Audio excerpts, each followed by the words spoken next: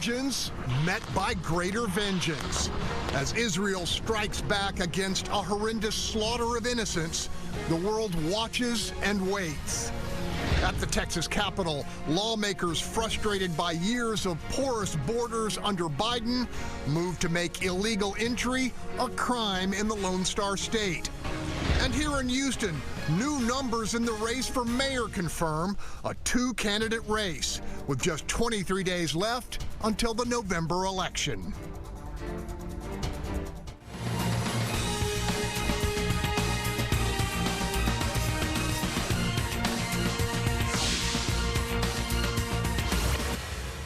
I'm Greg Groogan, and welcome to What's Your Point, where our panelists call it like they see it. Let's greet them. Starting us off, public safety and education advocate Paul Castro. Next up, attorney and conservative commentator Gary Polland. In the 3 spot, longtime Houston journalist and social worker Chow Nguyen. Batting cleanup, Charles Blaine, founder of Urban Reform. And closing us out, longtime businessman and columnist for Real Clear Politics, Bill King. Let's begin. This was an act of sheer evil. More than 1,000 civilians slaughtered, not just killed, slaughtered in Israel. Among them, at least 14 American citizens killed. Parents butchered, using their bodies to try to protect their children. Stomach-turning reports of babies being killed. Entire families slain. President Joe Biden delivering an assessment that's difficult to absorb but absolutely necessary that we hear and fully understand. The massacre of innocents has drawn global condemnation and predictably a ferocious military response from Israel, which is certain to intensify, which means the killing is far from over. In the meantime, with the genuine threat of an Iranian-backed Hezbollah incursion on Israel's northern border, the president offered this warning. To any country, any organization, anyone thinking of taking advantage of this situation, I have one word: don't. Don't. A very clear warning there from the commander-in-chief. That said, I think we can all agree on something each of us likely heard from our parents. That is, 2 wrongs don't make a right, which means the difficult challenge for grieving Israel becomes destroying Hamas without wiping out tens of thousands of non-combatants in the process. Our conversation, I start with you, Gary Polland. Yeah, and let's put this in context, okay? I think that's important, and I updated the statistics this morning. Israel's lost 1,300 civilians, 3,300 civilians have been injured. In the U.S. terms, if we extrapolate to the United States, it's 48,000 plus deaths and 122,000 injured. What would the United States do if we were attacked by cartels from Mexico, in northern Mexico, and had similar results? And I can tell you what we'd do. We'd carpet bomb Mexico. Carpet bomb. There'd be no question about what we should do. So why should Israel be restricted in what they do to protect themselves? And let me tell you, this is beyond the dispute. I mean, the Palestinians, in fact, have been offered a state numerous times and turned it down because they don't want a state. They want the state, everything. They want the Jews kicked out of Israel. They don't care where they go. In fact, now they want them all dead. A replay of the Holocaust. These people, these terrorists from Hamas, they chopped the heads off of babies. They shot babies. They shot women in the face so much you had to get their DNA to identify themselves. So I don't want to hear this stuff about what happened and, oh, I'm sorry, and Israel should restrain themselves. It's not a cycle of violence. You've got to do something about this. It's a cancer that will actually kill the world ultimately. We've got to deal with it, and Israel is. And to Biden's credit, he's been very supportive. Now, there have been threats by Iran. They're going to get in. And Hezbollah is going to get in, and I hope that Joe Biden follows through. If they get in, he needs to spank them hard to understand that the civilized world is not going to put up with this stuff. And maybe we can get Palestinian leaders that don't teach hate from their to the kids that they have when they start in school, because that's what they teach, by the way, funded by us in the United Nations. It's got to stop. If they can live in peace, you could have 2 states. It would work. But we've tried it. So far, it doesn't. And the only thing they want is the Jews to be dead. Bill King, Hamas's stated public intention is the complete elimination of the Jewish people. I mean, you know, and you hear what Gary had to say.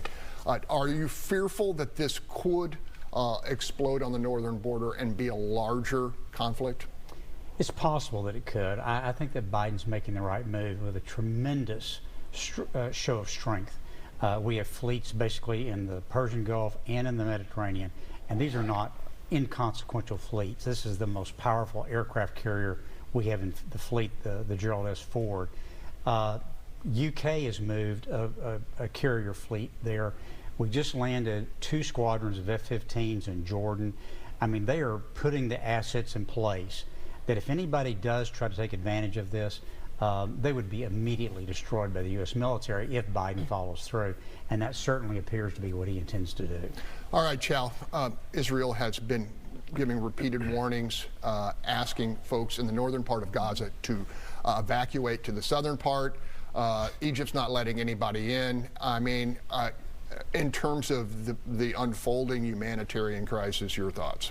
You know, what's going on, the chaos that's at the border right now is difficult to watch because there are families, there are citizens, Palestinian American citizens who are trying to get out, who can't because they've just closed out of safety issues. There are hospitals in Gaza City with children and families and people on life support where the administrators are like, please help us. We can't leave 300 plus people.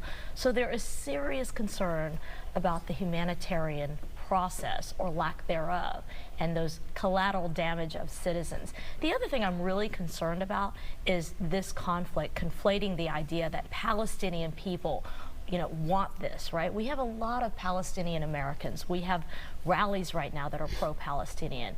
Let us be very mindful that there are Palestinians who want peace in this world, who don't want to see this, and who don't side with right-wing extremists like Hamas or Hezbollah.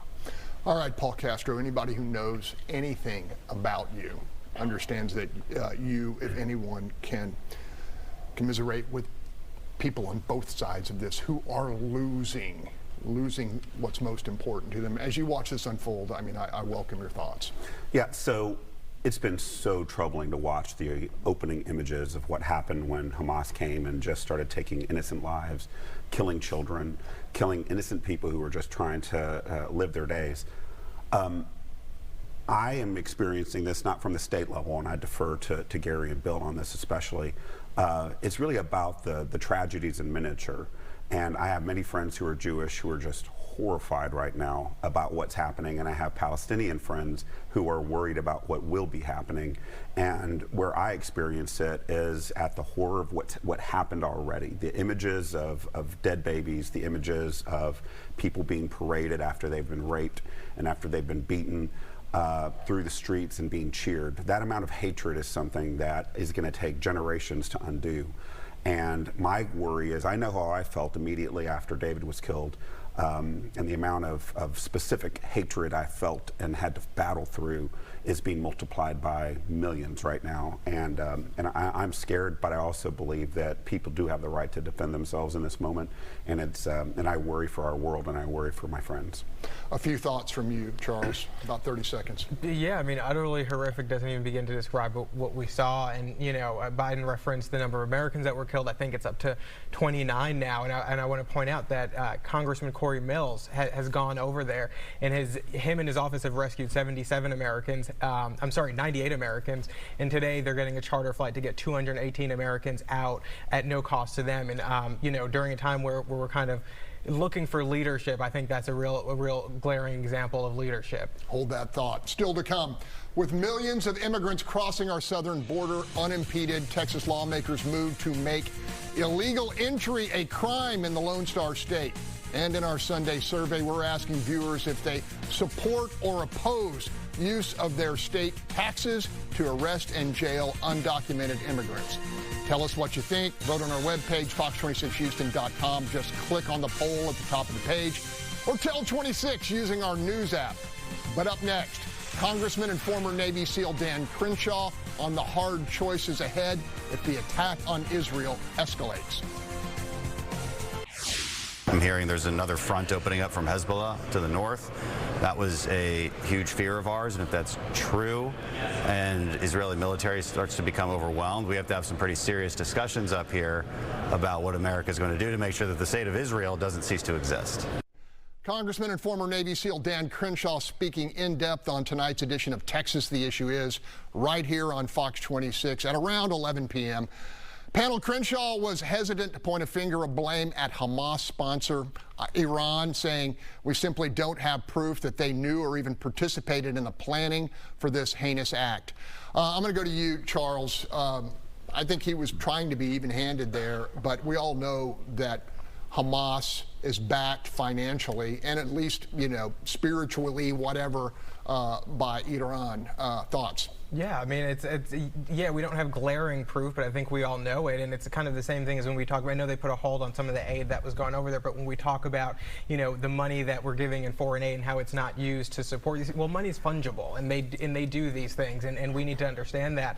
And even if we don't have the glaring example that they've been involved, now they're saying, Axios was reporting that if Israel doesn't back off, they will unleash an earthquake in the Middle East. So I don't know how many more examples we need. Gary, are you concerned, the vaunted intelligence capacity of Israel to not, with assets inside the Strip, could not see this coming? Well, I don't know how much human intel they still have inside the Gaza Strip, but I will say my understanding of what went wrong is it was a brilliant plan that was put together by Hamas and Iran. By the way, the Wall Street Journal reported Iran was involved. They helped plan it. They helped fund it. And they went low tech. So they weren't, because everything in intelligence, that's the United States and Israel too, is based on high tech, signal intelligence. Well, if you're not using your cell phones and you're not communicating in any way electronically, it's hard to follow. And then they use low tech ways to invade. Bulldozers, I wouldn't have thought of that. And then they had the hang gliders, which, by the way, the Palestinians who were protesting in the United States, they used on their signs in a number of protests the hang gliders coming into the kibbutz where they were killing people. That's what's on there. So these people, I have no use for them either. And the students and the radical students who said, condemned Israel, that's before Israel did anything. This is after people are dying. It's Israel's fault. You had the head of the Law Student Association at NYU say that, who happened to be non-binary. And I have a response for him. Why don't you go visit Gaza? Why don't you go visit Iran and see how they welcome you? Because I anticipate they will find the nearest tall building and throw you off, because they have no use for people with alternative sexual lifestyles, period. Bill, 20 seconds. Yeah, look, Biden has put the assets in place to intimidate anybody from getting involved. I have a feeling that's probably going to work. This is such an overwhelming show of force. I don't think people understand how powerful the American military is really compared to any other military in the world. We have incredibly significant assets in place that can strike at a moment's notice. Hezbollah could be wiped off the map in the matter of a day or two if we decided to do that. Okay, we're going to leave it there. Up next, a major financial supporter of Dan Patrick and Ken Paxton caught collaborating with a Nazi sympathizer. The scandalous fallout is up for discussion after the break. Welcome back. One of the insidious ties that bind global anti-Semitism unwound this week on the Texas political landscape in a genuinely scandalous way. It happened when the Texas Tribune revealed meetings and apparent collaboration between known white supremacist Nick Fuentes and the leadership of Defend Texas Liberty, an ultra-right-wing super PAC at the core of Attorney General Ken Paxton's impeachment defense, as well as a major donor to Lieutenant Governor Dan Patrick. How major? How about $3 million major? Funds delivered to the leader of the Texas Senate just prior to the Paxton trial for abuse of power. Enter House Speaker Dade Phelan, who said, quote, "This is not a casual misstep. It's indicative of the moral political rot that has been festering in a certain segment of our party for far too long. Anti-Semitism, bigotry, and Hitler apologists should find no sanctuary in the Republican Party," end quote. In response, Patrick not only refused to return the $3 million, he actually demanded Phelan resign, later labeling the Defend Texas Liberty Association with Fuentes as a blunder that won't be repeated by the PAC's billionaire underwriters Tim Dunn and Ferris Wilks. Panel, hostilities between Patrick and Phelan are open, ongoing, and likely to get worse. Agree with that assessment, Charles? Yeah, I mean, I think so. I mean, I don't see this calming down anytime soon, but I definitely think the party needs to start to excommunicate these individuals like Nick Fuentes out. I mean, there's no reason that we should be having any association with people like Nick Fuentes and people who think like Nick Fuentes, and we shouldn't be creating an environment for people like that to feel comfortable within the party. And so it is frustrating, and I'm glad to see people speaking out about it. I do think some of the returning of the money is a little performative, but, you know, politicians love performative politics, and it might help during a primary, but we definitely need to start pushing those people out. You know, Chow, this looks bad, but it also happens on the other side, you know, with Democrats collaborating with people who are borderline, you know, wackos too. And this is worse than wacko. This guy is a stone cold Hitler sympathizer. So as a feelings teacher, as a therapist, we talk about modeling good behavior for our children, right? And we also talk about what we do affects other communities. When I look at the Republican Party and the fractious ongoing conflict, I really think about how that affects just day-to-day government operations. And so in the world that we work in, you know, advocating for families and children and women and mothers, we want services and we want things delivered. And so when I see things like the Republican Party and all this political infighting, I wonder what the fallout might be for just the normal government day-to-day operations. That's what I'm concerned about. Paul Castro, when you take meetings with guys like Nick Fuentes, you give him a sense of legitimacy. I mean, how do you take somebody like Defend Texas Liberty serious other than their bank account when they're talking to guys like this and hearing them out? Well, it's unbelievable. When you hear what he said, this is not something that's been reported. These are things he's actually said. How to discipline your wife if she behaves disrespectfully. And what he said is, you should take your hand and you should slap her across the face. He said, if it happened to me, I would knock her down to the ground and teach her a lesson.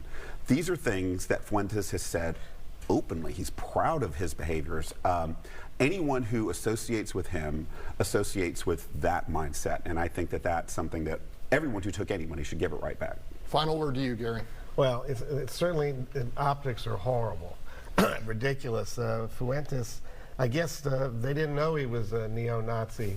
I guess that's going to be the excuse. I anticipate Strickland may be losing his job, but these people got to be very careful. And the politicians, and how Dan Patrick explaining what he did and condemn them, then takes a shot at Phelan as part of it, is part of what Chow talked about. This is just dysfunctional government. I mean, they have a job to do in Austin, and personal attacks don't really help. We're going to talk more about this in overtime. When we come back, the $500 million bid to have Texas education dollars follow thousands of students to their private schools. Taxpayers are either going to pay for some of these kids to go to prison, or they're going to pay for some of these kids to have an incredible education opportunity that suits their needs. Senate Education Chair Brandon Creighton making a pitch for school choice some saw as right on target, but others viewed as grossly hyperbolic.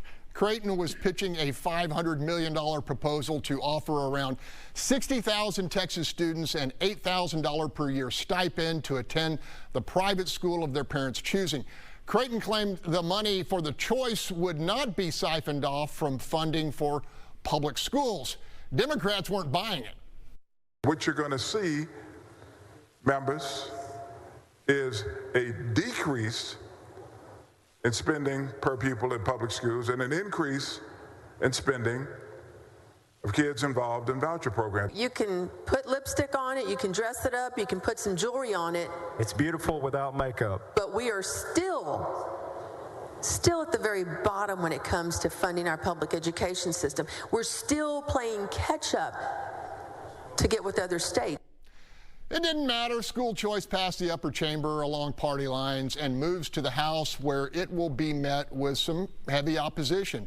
Bill King, you've looked at this in a nutshell. What do we got going on here? This is basically a pilot program of 60,000 kids out of 5.5 million enrollment in public schools. So this is not nearly the huge issue that people are making it. It's fundamentally a philosophical issue. I talked to a good friend of mine who's been involved in public education for a long time yesterday, and she's opposed to this because it is getting the camel's nose under the tent. That's what this is really all about. You know, the problem that I think Democrats have with this is that the polling shows that Texans are overwhelmingly in favor of this. I mean, every demographic, bipartisan support, way up in the 60s, 70s, even 80s, once you start means testing it. So I think they're going to have a difficult time just saying absolute no to it. Paul, if Texas passes this, we'll be the 32nd state to have some type of choice, and I guess education hasn't crumbled, public ed hasn't crumbled in those states that have adopted. What's your take on this? Yeah, I think there should be some internal integrity around what's actually happening. So first of all, it's not about choice. Parents have choice now. They just want that choice underwritten by the public dollar. Call it what it is. It's a coupon. It's a discount on what people are already going to pay. And if you agree with that, great. Start with that as a beginning. I think the real issue that public educators are concerned about is let there be parity between those public dollars and the public dollars that flow into the ISDs and charter schools. So if there are restrictions that are going to be lifted, lift them for everyone. If there are requirements that are going to be taken out of place around protections for kids, I think those are wrong, and I think those should be put in place. So if the public dollar is going to a private school, there should be what's sometimes called seat accountability. And in seat accountability, those kids, not the school, those kids have to take tests. Those kids have to be served in appropriate ways that public dollars expect them to be served. And if that happens, I think you would find more people joining and saying, okay, that's fair and that's okay. At the same time, if STAR testing isn't required for those kids, then let's abolish the STAR test statewide. Let's talk carrot. Big time teacher raises and additional funding for public schools, all contingent upon passage of school choice. Chow, fair deal? I think there's a lot of holes in this school choice program that they're proposing, because they're looking at the models out of Texas and Florida, and there have been mistakes made, fraud. You're looking at kids who aren't getting the level playing field. $8,000. Have you guys checked the private school prices as a parent with 2 kids in private school? $8,000 is a paltry sum, and that's supposed to account for things like uniforms. And what about parents who don't have transportation or childcare? There are a lot of holes in this program, and I don't think it should pass. As a parent too, you know, 8,000 plus the 8,000 maybe I could come up with gets to 16,000. Gary, real quickly, your assessment. I think it's going to end up passing if they can satisfy the rural Republicans in the House that their schools will not be hurt by this program. And I think we'll see what happens. We'll try it. I would prefer to see it start with special education, which I think is neglected in this state and underfunded.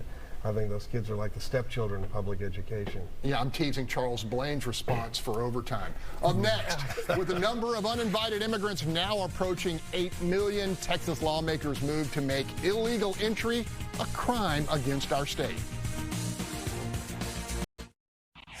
We don't know how we're going to pay for it. We don't know where we're going to put them, and we don't think it's going to affect any migration patterns whatsoever. So I don't know why we're doing it. Why are we doing it?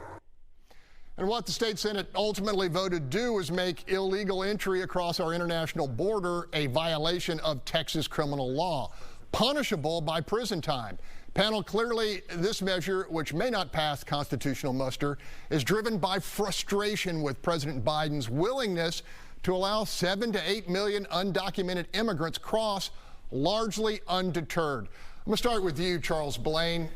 Frustration station?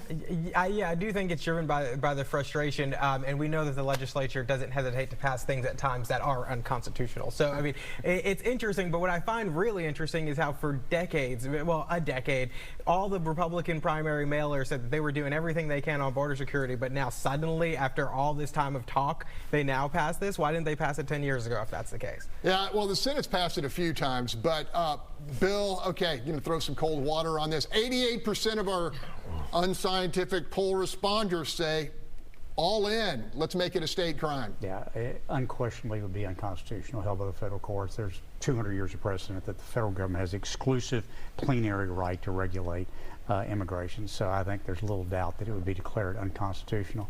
But on top of that, I mean, what would you do with these people?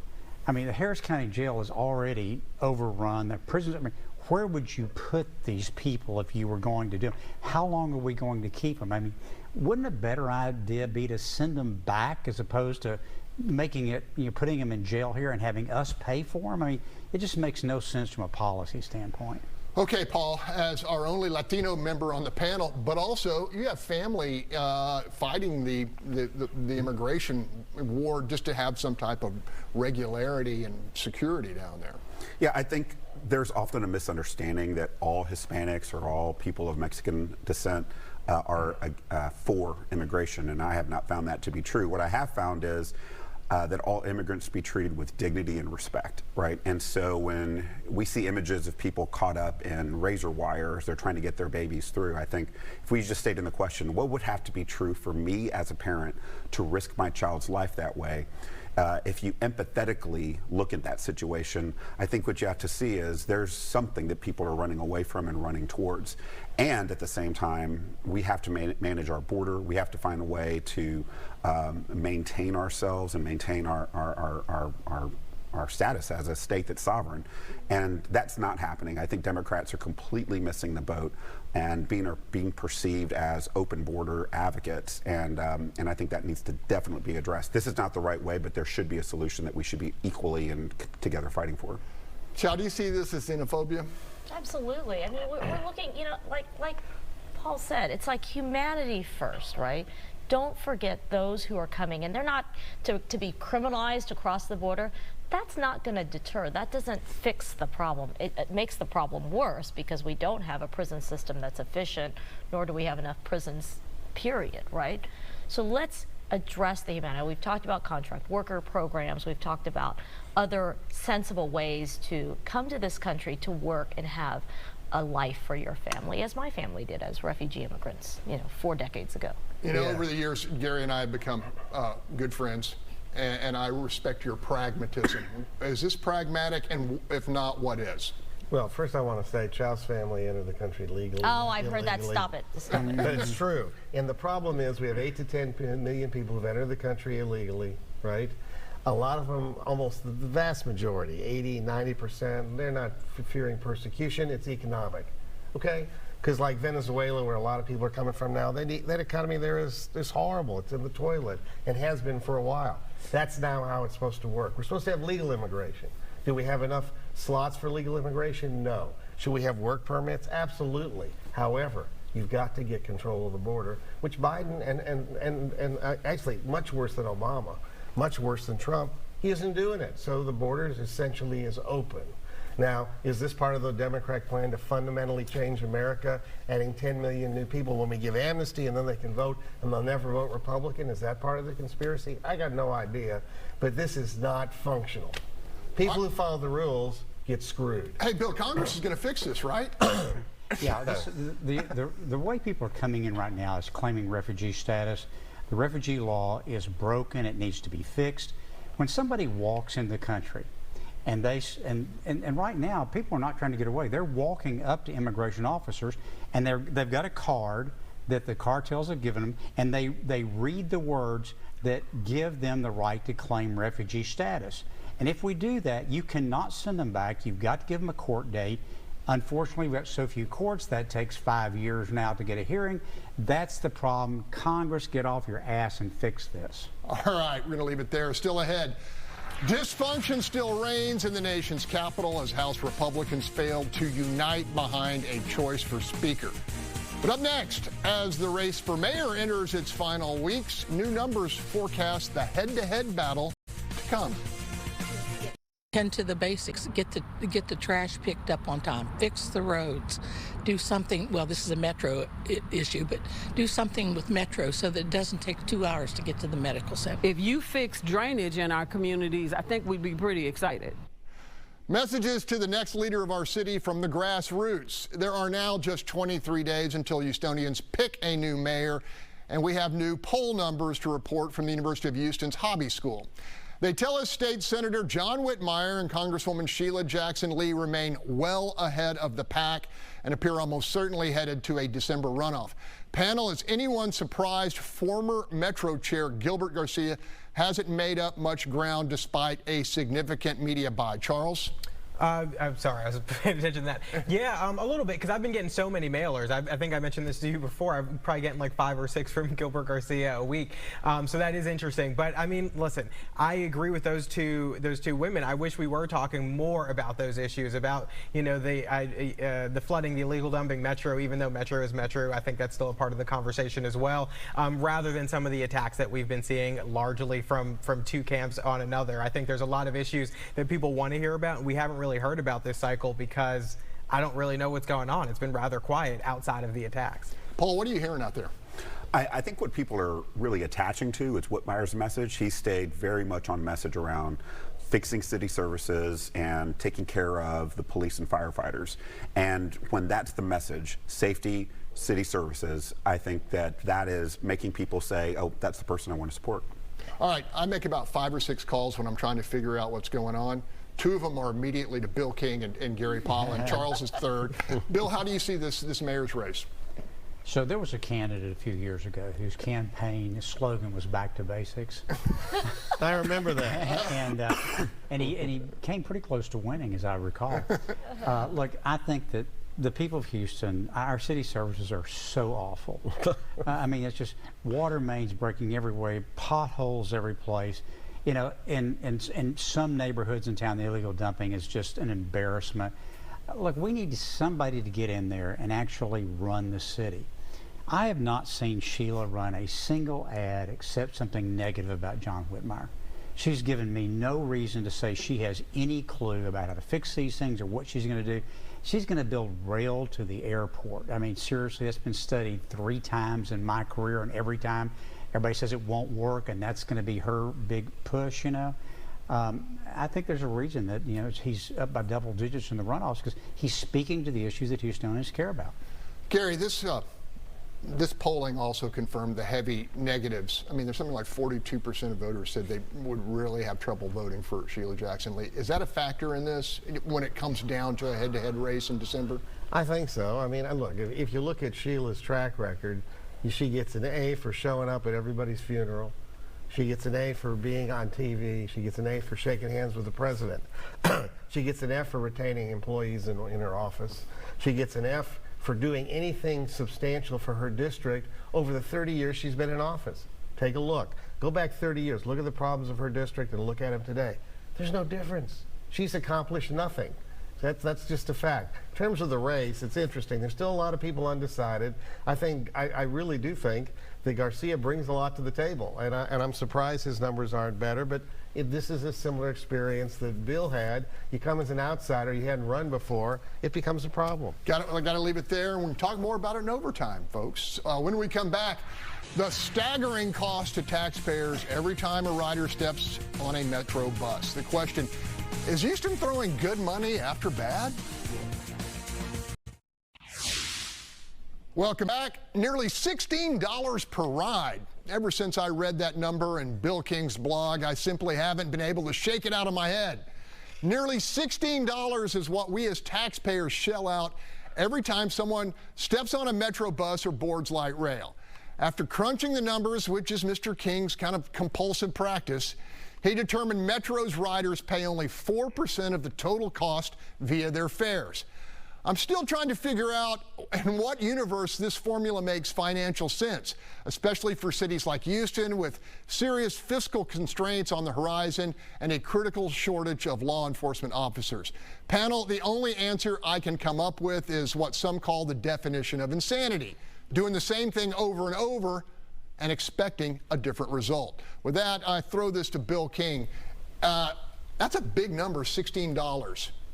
Yeah, the reason it's so high is because basically Metro's costs never vary. They keep running exactly the same service all the time, and their ridership is down dramatically. So when you divide the number of rides by into what they spend, the cost per ride goes way up. I think before the pandemic it was maybe like 10 or 11 or something. But, you know, today, just think about this for a minute. We spent, since let's say 2000, we spent about $9 billion of taxpayer money on Metro, okay? Its debt is now 4 times higher than it was in 2000. We got $2.5 billion of debt over there. And today we are carrying 40% fewer riders than we were in 2000, when the city's population, by the way, was, you know, quite a bit lower than it is today. We're giving away the service, and people still do not want to ride it. Now, in the private sector, that would cause people to say, maybe this model is not working. We ought to be looking at something else. But in this universe, where they get this free tax money, sales tax money all the time, which, by the way, is the most regressive tax there is. I mean, you understand this. Poor people are really paying for this service, and they don't want it. It's time that we need to completely re-examine what's the purpose of transit, how are we going to do this, and how are we going to get people around this city. This model is not working. All right, Bill in the past has also suggested if we're going to have this, let's call it what it is. It's a social program, a subsidy, an entitlement. Charles is an urban reformer. Do we have to have some type of mass transit? I mean, you have to have some type of transit system that's going to be able to get people from point A to point B who don't have vehicles, especially in a city this big. You have to have something. Now, what that something looks like, it's probably a time for a conversation about that. You know, I know a couple of weeks ago, Metro said it's going to kind of take over the B-Cycle program because B-Cycle can't survive itself. So it's like, okay, what do we, is that the intention now? So I think there does need to be a conversation about what the goal is, how we want to move people through our region, and what the best model to do that is. And also, you know, with Metro, I think a part of the reason I lose money is you can go and buy a Metro ticket for the train on your phone and just never open it, and it's good for a year, and you can just keep riding the train until a cop comes and says, look, let me see your ticket. And so people don't have to keep buying tickets, unlike the New York trains where you need to buy a ticket, go through the turnstile, and do it. So, I mean, there's so many ways that people game the system, and it's just not working. I got 20 seconds. Who wants it? Hey, listen, I counsel survivors, and we Uber them to and from our office because they don't have transportation. Gary likes to take credit on this coupon thing for Uber, but there's a model that seems to work for us. I think I heard that from Bill King, too. All right, still to come. Great minds think alike. With lawmaking in the nation's capital at a full stop, why can't dysfunctional House Republicans get it together and unite behind a single leader? Fear and loathing grips the House GOP. It's a headline I wish I'd written instead of the guys at Politico, because it so perfectly capsulizes the current meltdown of the majority in the lower chamber. In the wake of Kevin McCarthy's ouster, Louisiana's Steve Scalise narrowly bested Ohio's Jim Jordan in a vote of the GOP conference. But instead of acknowledging the necessity of unity, Jordan backers refused to pledge their vote to Scalise, prompting him to step aside. Now Scalise supporters are withholding their support from Jordan in a tit-for-tat that's a surefire formula for stalemate and continued paralysis of the legislative branch during an international crisis and with a government shutdown looming. Panel, with selfish behavior like this, is it any wonder despots around the world say democracy is doomed in the long run? I throw that at you, Gary Pollan. Well, I think it's embarrassing. I would point out that Jim Jordan supported Scalise after he did the right thing, said, I urge you to vote for him, I'm going to vote for him. And Scalise did the same thing for Jordan. Jordan's not going to make it. He's not going to. I don't know who's going to be the speaker. We had, remember, the person who got the most votes, right? Kevin McCarthy, who lost 8 votes. None of these other candidates have come close to him, so maybe they can bring McCarthy out of retirement and let him be back as speaker. But those who voted to oust him, based on, which is primarily Matt Gaetz, who is a total loser in my opinion, they're going to get nothing, and it's not helping. It's not helping the Republican Party. It's not helping the country. So let's get our act together. Paul, you walk into one of your government classes and try to explain this to a group of 16, 17, 18-year-olds. I mean, thoughts? No, this looks more like a Mean Girl convention than it does like a group of leaders. I think what's happened is everyone I've talked to says this could never happen in my workplace without consequences. And I think that's the part that's just confounding is, why can't they get this together? And what I hope for, I don't think it's going to happen. What I hope for is some type of coalition middle to coalesce and to say, we'll give you this if you give us that. And if that happens, I think almost all Americans would just break down crying in the streets, wondering like, oh, but there are so many important things happening right now that cannot function because our legislative branch is in shambles. Chal, it kind of occurred to me, you know, Dave Phelan is Speaker because he's got a coalition of Republicans and Democrats, and yet Democrats kind of, you know, they're allowing this total breakdown because they're not going to vote for any Republican up there instead of a middle-of-the-road candidate. I mean, you see what I'm saying? Okay, Charles, I'll throw it to Charles if you don't want it. You see what I'm saying? Dave Phelan is Speaker because, you know, some 60-some-odd Democrats will vote for him, and he can cobble together 20 Republicans. I mean, what's going on? Take it, Charles.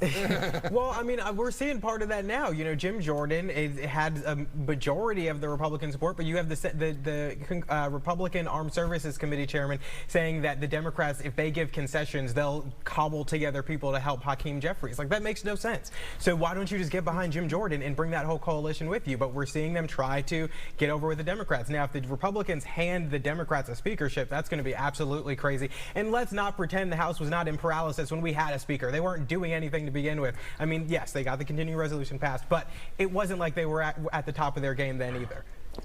Bill King, quick answer.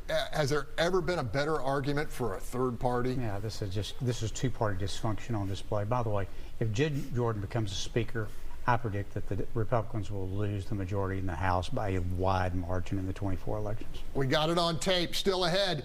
Houston Astros locked and loaded for liftoff. The reigning world champs set to do what they do best. The battle for the American League pennant is on, and our message to the Texas Rangers, come and take it.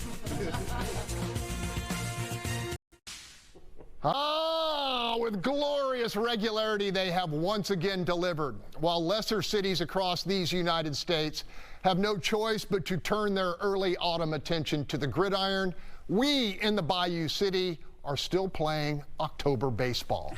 For the 7th consecutive year, the Houston Astros have hammered their way into the American League Championship Series in steely-eyed pursuit of another pennant and back-to-back World Series titles. And there's icing on the cake here. What opponent could be more made to order than those long-suffering pretenders from the wrong side of the Lone Star State? Panel, a little message to the strangers. Wanting desperately to beat us and actually doing it are two very different things. All right, with that, I'm tossing it to Bill King. Astros in 5, but let me tell you what, having an all-Texas ACLS to me is just incredible. Really looking forward to it. Paul, jump in here. My friends in South Oklahoma are going to be crying next week. All right, Gary Pollan, thoughts? Oh, I think what the Astros have done over the last to be 7 years is incredible. It's like it'll be a record. We need to keep going. Chal, you look great. Thoughts on the Astros? Well, I just want to thank my kids for the shirts that I'm wearing. We love the Astros. It's good for our community. It's fun to see the battle of the 45s. Final word to Charles Blaine. All I have to say is I'm getting so much joy that my friend Ryan Romero, who is a diehard Yankees fan and a diehard Astros hater, is going to have to watch us play October baseball. So. Man, you look good. You look good. All right. Thanks to this week's panel, and thank you for joining us. The conversation continues on a national level next on Fox News Sunday with Shannon Bream. And we'll keep talking here with What's Your Point Overtime, streaming live on fox26houston.com and on our Facebook page. From all of us here, have a safe and healthy week, and go Astros.